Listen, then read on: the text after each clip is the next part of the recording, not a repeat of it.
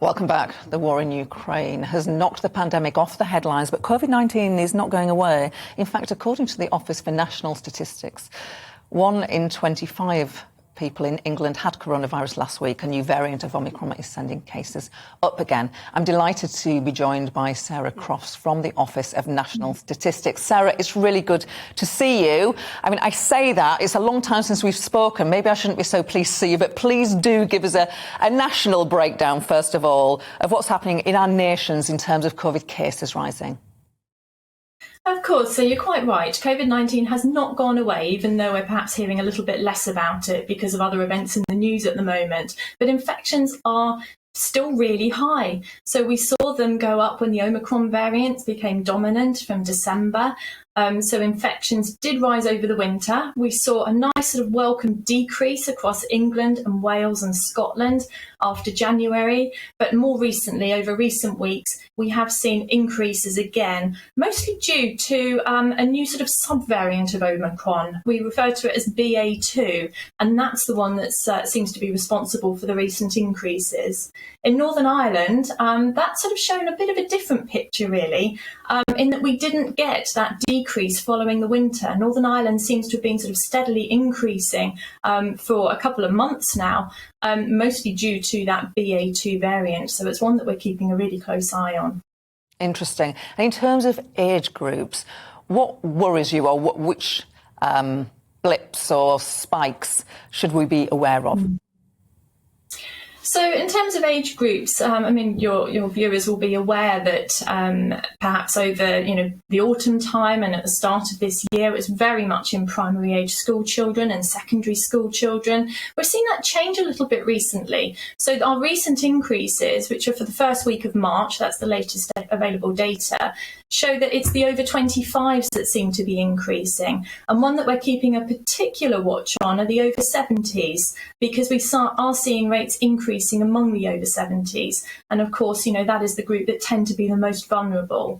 The primary age children are still the highest group, but they've been steadily declining since January. They're around a quarter of the level now in terms of infection rates that we saw at the start of the year.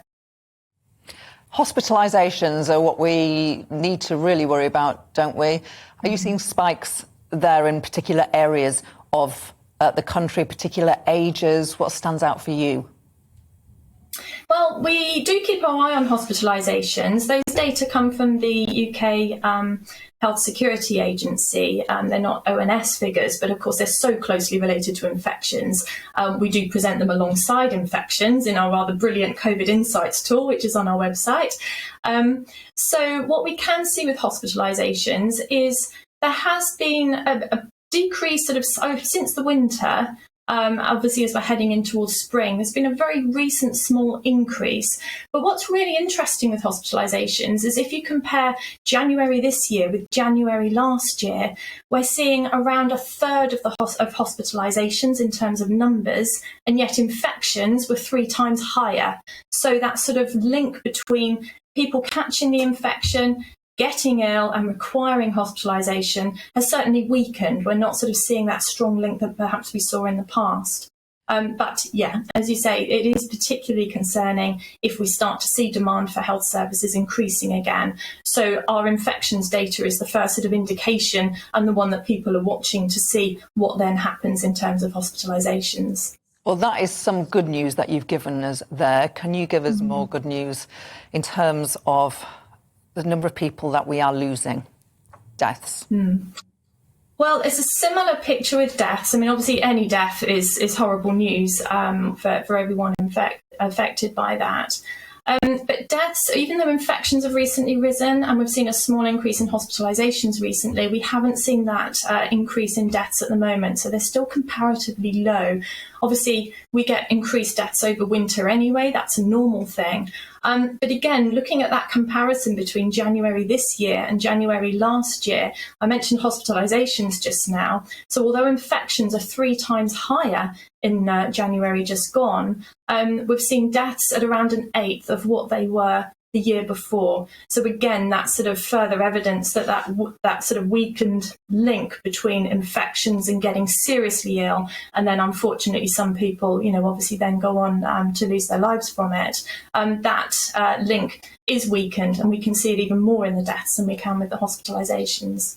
Thank you for that. And finally, and briefly, if you would, but we're very grateful for you coming on. Just tell us why the Household Infection Survey, which is what the ONS conducts and which the government funds, tell us why it works and why it's the most authoritative account. Well, it works because we have these wonderful participants who provide swab samples every month. And we started the survey in April 2020, so we're just coming up to 2 years now.